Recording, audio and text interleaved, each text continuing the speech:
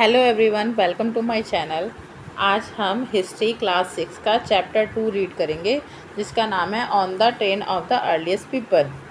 ठीक है, चलिए स्टार्ट करते हैं। तुषार ट्रेन जर्नी, तुषार की ट्रेन की यात्रा। Tushar was going to Delhi to Chennai for his cousin wedding. They were travel by the train and he had managed to squeeze into the window seat. His nose glued to the glass pane as he watched trees and houses fly past. ठीक है ना। Train जो तुषार जो है दिल्ली से चेन्नई अपने cousin की wedding को अटेंड करने जा रहा था, वो ट्रेन से ट्रेवल कर रहा था और उसने किसी तरह से अपने लिए विंडो सीट मैनेज कर ली थी।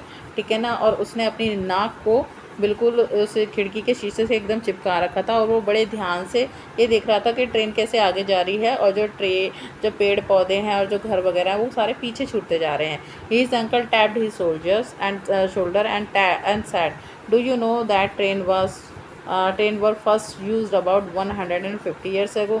एकदम से उसके जो अंकल आते हैं वो उसके कंधे पर हाथ मारते हैं और कहते हैं, क्या तुम्हें पता है कि ट्रेन सबसे पहले 150 साल पहले यूज़ की गई थी।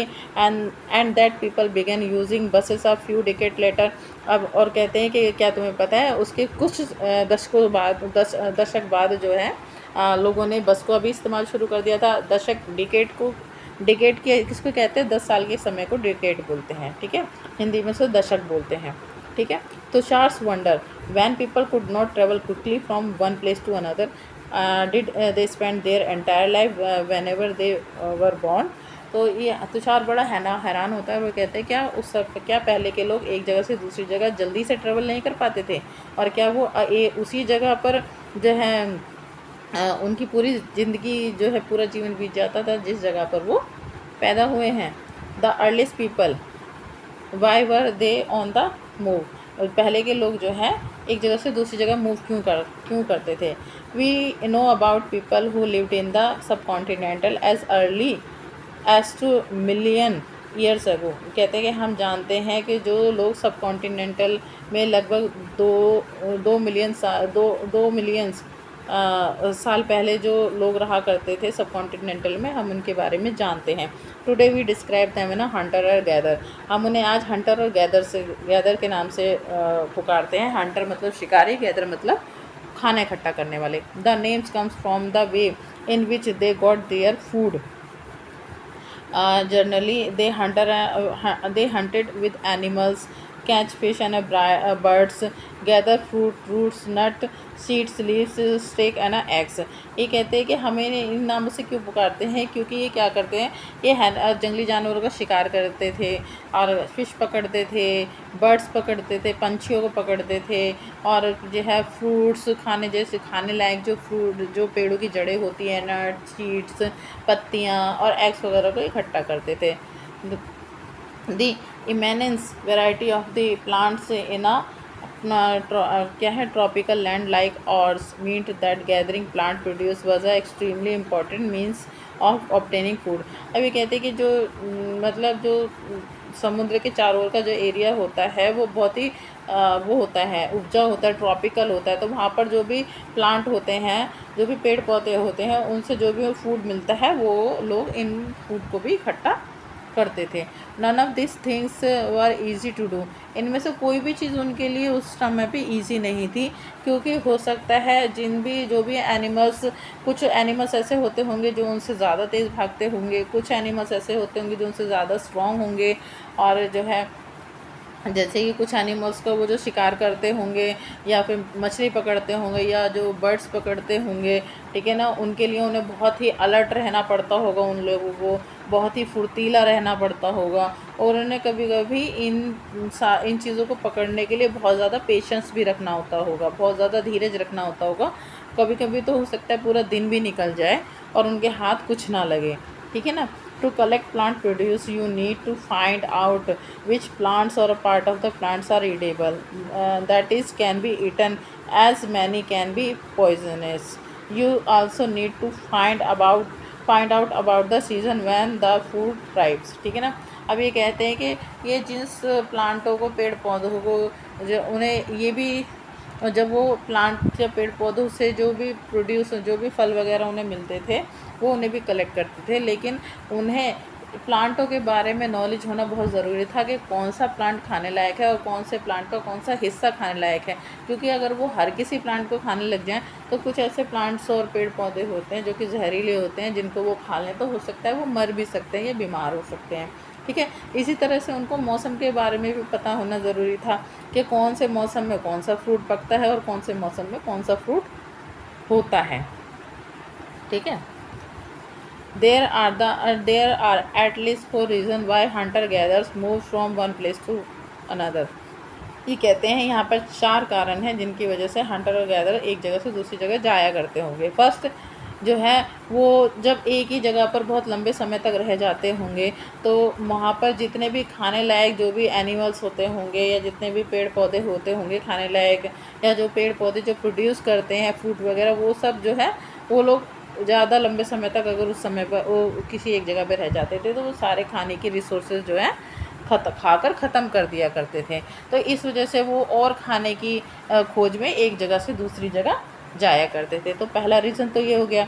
सेकंड रीज़न क्या हो गया कि जब जो है एनिमल्स जिनका वो शिकार करते थे वो एनिमल्स भी जो है अपने खाने की तलाश में एक जगह से दूसरी जगह जाया करते थे। जैसे कि हिरन हो गया या फिर जंगली जो गाय भैंसें हो गई, अगर वो एक समय पर लंबे समय तक एक जगह पर रह जाएंगी तो वो जितने भी इनका क्या खाना होता है, इनका जो है खाना हरी हरी घास और पत्तियाँ होती हैं, अगर वो जो है लंबे समय तक एक जगह पर रह गई और उन्होंने अपनी जितना भी अपने चारों जितनी भी हरी घास थी या हरी पत्तियाँ थी अगर वो उन्होंने खा के ख़त्म कर दी हैं तो वो अपने खाने की खोज में दूसरी जगह जाएंगी। और जो लोग इनके शिकार करते हैं और इनसे जिनको खाना मिलता है वो भी इनके पीछे पीछे जो है उस जगह पर चले जाएंगे। तो पहले के लोग, दूसरा कारण ये था कि पहले के लोग जो है इस वजह से भी एक जगह से दूसरी जगह मूव करते थे।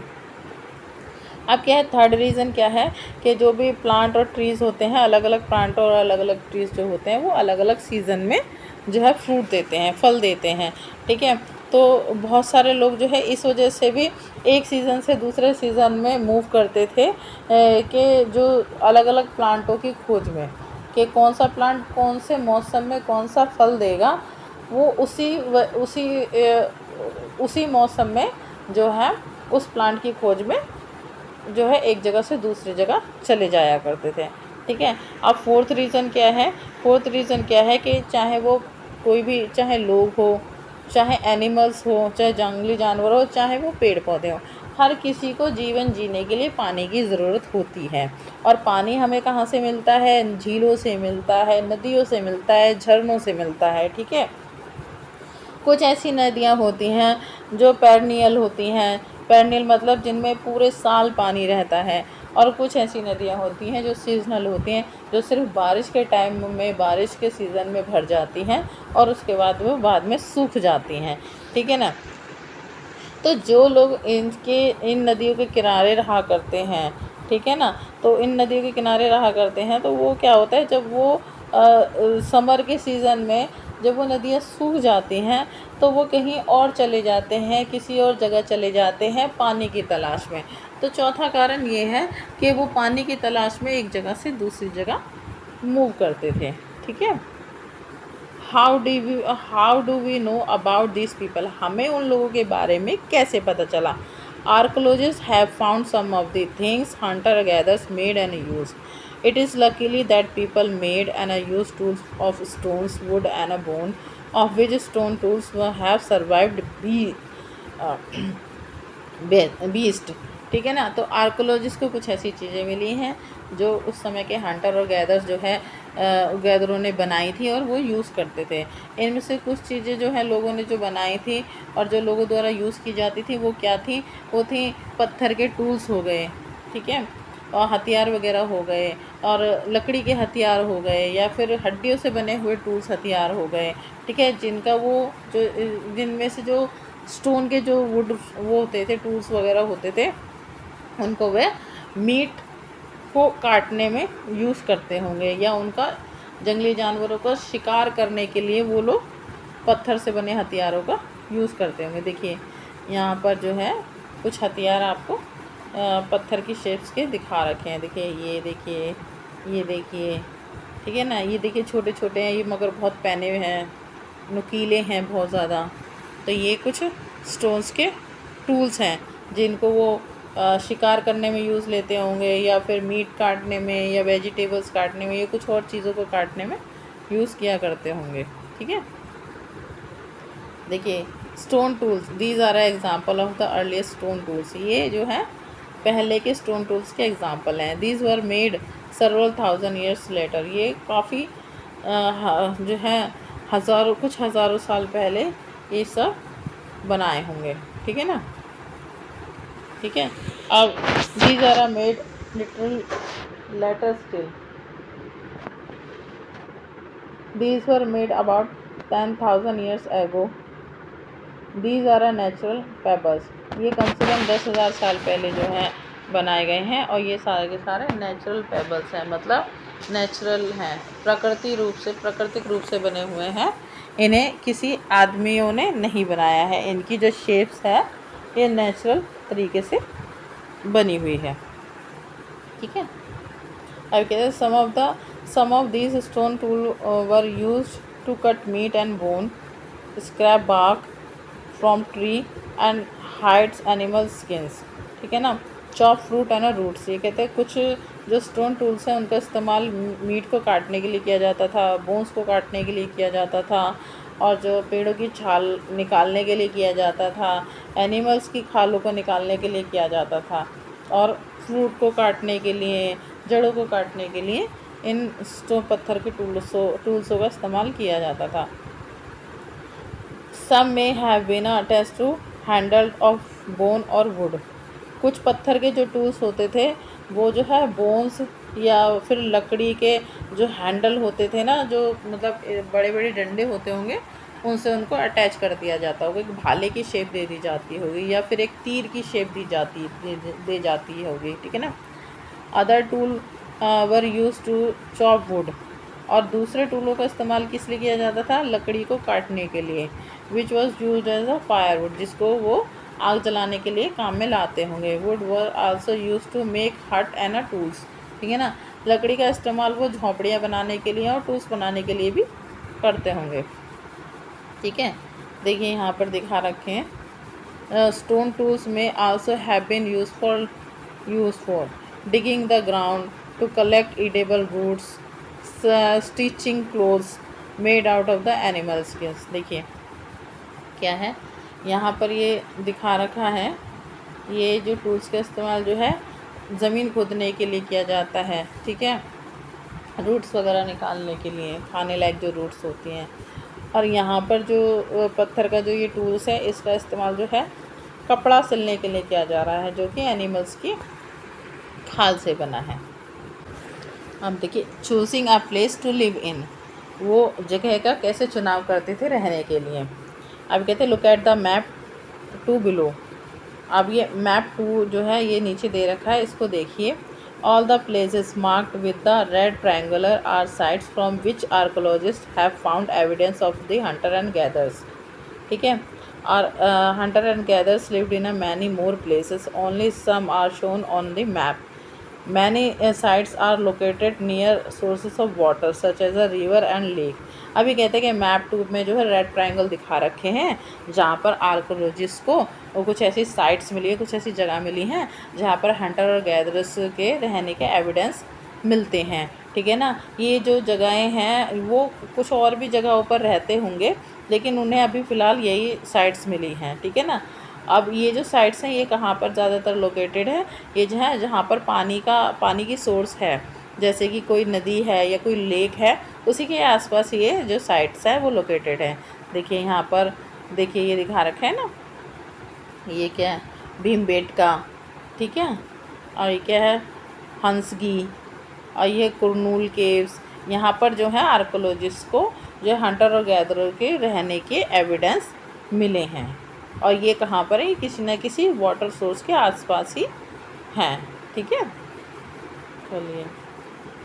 As stone tools were important, जैसे कि स्टोन टूल बहुत इम्पोर्टेंट थे, people try to find place where good quality stone was easily available.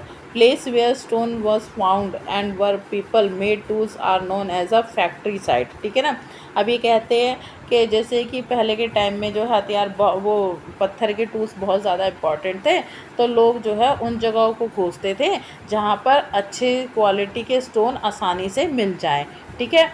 जो प्लेस जहाँ पर ये स्टोन के जो स्टोन पाए जाते थे और जहाँ पर लोग इन स्टोनों से टूल्स बनाया करते थे, उसे फैक्ट्री साइट बोलते थे।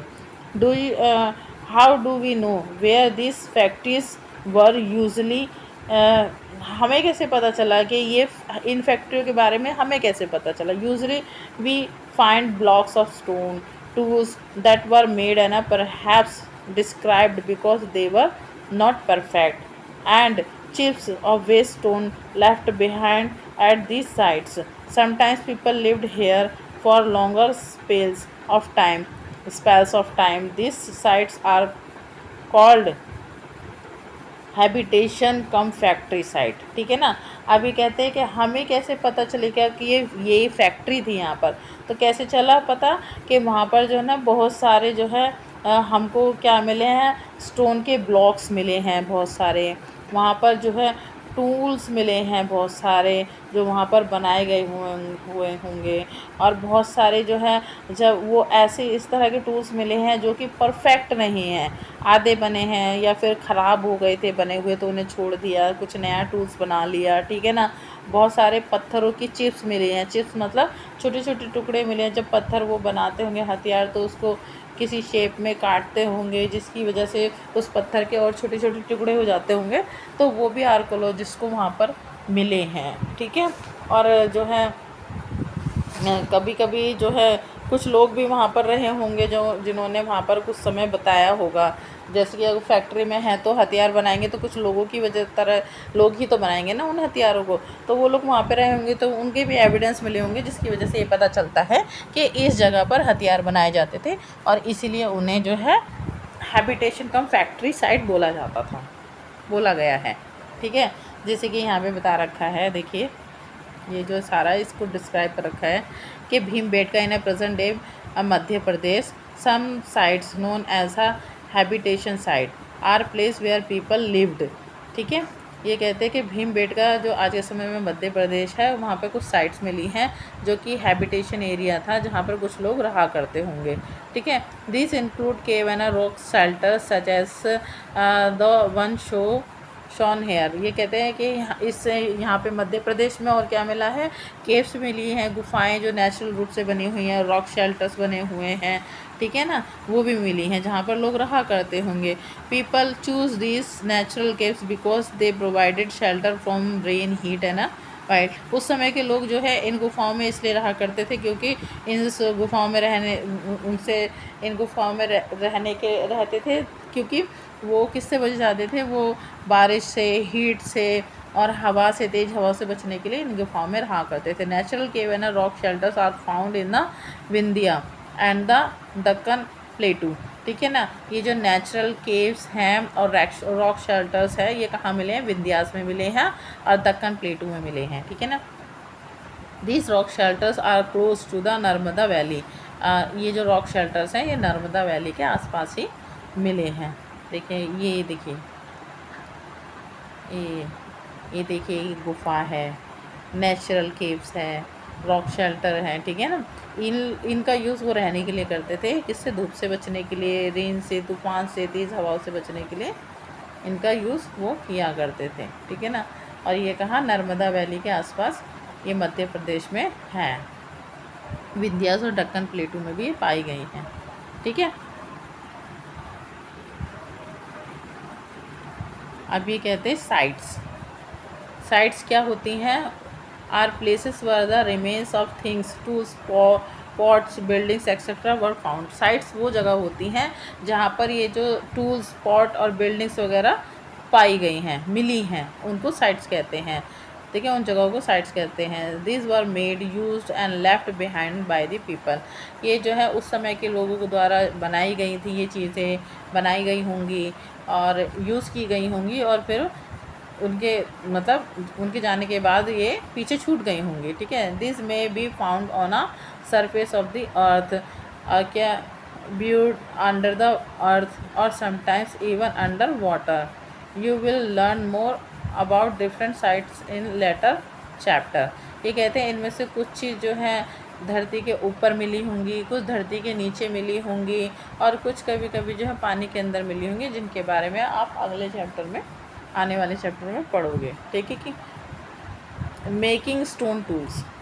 अब स्टोन टूल्स कैसे बनाते थे वो? Stone tools were probably made usually two different technique. Stone tools जो है दो तरह से बनाए जाते थे, दो टेक्निक को यूज़ करके बनाए जाते थे। The first is a called stone on stone. पहला जो था पत्थर से पत्थर बनाना। ठीक है। हेयर द पैप्स from which the tool was to be made, also called the core. ठीक है। Was held in one hand, another stone which was used as a hammer was held in the other hand. ठीक है। The second stone was used to strike off flake from the first till the required shape was obtained. ये क्या कहते हैं कि इससे ये पहली टेक्निक क्या थी? पत्थर से पत्थर को बनाना। मतलब एक हाथ में वो पत्थर रखते थे और दूसरे हाथ में भी पत्थर रखते थे। जो एक हाथ में जो पत्थर होता था और दूसरे हाथ में जो पत्थर होता था, मतलब एक हाथ के पत्थर को तो वो शेप देते थे हथियार की तरह, और दूसरे हाथ में जो पत्थर होता था वो उसको हैमर, हथौड़ी की तरह इस्तेमाल करते थे। और वो जो है जिस पत्थर को वो हथियार बनाना चाहते थे उस पत्थर पे वो उस दूसरे पत्थर से मतलब चोट करते थे और उसको शेप देते थे। तोड़ तोड़ कर जैसे भी वो शेप देना चाहते थे वो पत्थर से मार मार कर उसे तोड़कर और उसे शेप दिया करते थे। तो इस टेक्निक को कहते थे स्टोन से स्टोन बनाना। ठीक है। पत्थर से पत्थर बनाना। ठीक है। देखिए यहाँ पर ये डिस्क्राइब कर रखा है पूरा पत्थर से पत्थर बनाने का technique. How stone tools were made, one of the two techniques is shown in the illustration, tried identify. ये है पहली टेक्निक, सॉरी ये जो है स्टोन से स्टोन बनाने की पहली टेक्निक। देखिए यहाँ पर ये एक हाथ में इन्होंने ये पत्थर ले रखा है, इसको ये टूल्स बनाना चाह रहे हैं, और ये जो इस हाथ में जो पत्थर है इसको इन्होंने हैमर की तरह पकड़ा है, और ये इस हाथ के पत्थर से इस हाथ के पत्थर पर चोट कर रहे हैं, शेप दे रहे हैं, इस पत्थर को तोड़ रहे हैं जिस शेप में ये जिस तरह की शेप ये इसको देना चाहते हैं। ठीक है। इस टेक्निक ये फर्स्ट टेक्निक हो गई जिसको बोलते हैं स्टोन टू स्टोन। ओके। अब दूसरी टेक्निक है प्रेशर फ्लेकिंग। ठीक है ना। Here the core was placed on a firm surface, the hammer stone was used on a piece of a bone और stone that was placed on the core to remove flake that could be shaped into the tool. ये कहता है ये दूसरी technique जो है वो pressure flaking की है। ठीक है ना। अब इसमें क्या होता है कि जो भी कोर है या जो भी पत्थर है उसको जो है फर्म सरफेस मतलब आग वाले सरफेस पर, गर्म सरफेस पर रखा जाता होगा, और हैमर स्टोन को जो है हैमर स्टोन को हैमर की तरह यूज़ किया जाता होगा, और उस पत्थर पे या उस बोन पे या उस स्टोन पे उस मतलब बोन के या स्टोन के पीस पर उससे उसको मारा जाता होगा और उससे फिर वो शेप दी जाती होगी। ठीक है ना। ये दूसरी टेक्निक है। Finding out about fire. अब फायर के बारे में कैसे पता चला? Finding the Kurnool cave on a map to trace of ash have been found here. This suggested that people were familiar with the use of fire. Fire could have been used for many things as a sources of light or roast meat and to scare away animals. ठीक है ना। अब ये कहते हैं कि आप map 2 में कुरनूल केव्स को देखो। ठीक है। जिसके अंदर जो है वहाँ पर क्या मिला है, कुरनूल केव में क्या मिला है, वहाँ पर ऐश मिली है यानी कि राख मिली है। ठीक है। तो इसका मतलब ये हुआ कि उस समय के जो लोग थे आग से भली भांति परिचित थे और वो आग का यूज़ किया करते होंगे। किसके लिए? लाइट के लिए, रोशनी के लिए, मीट पकाने के लिए और जंगली जानवरों को दूर भगाने के लिए वो लाइट का, आग का यूज़ करते होंगे। ठीक है ना। अ चेंजिंग एनवायरनमेंट। ठीक है। तो देखिए अभी हम आज इस वीडियो को यहीं पर ख़त्म करते हैं, नहीं तो वीडियो बहुत ज़्यादा लंबा हो जाएगा। तो चलिए हम अब जो है इस चैप्टर के नेक्स्ट पार्ट को नेक्स्ट वीडियो में कवर करेंगे। तो प्लीज़ अगर आपको मेरा ये वीडियो अच्छा लगा हो तो प्लीज़ लाइक कीजिएगा, सब्सक्राइब कीजिएगा और अपने दोस्तों के साथ शेयर भी कीजिएगा। ठीक है, ओके, ठीक है, बाय, थैंक यू।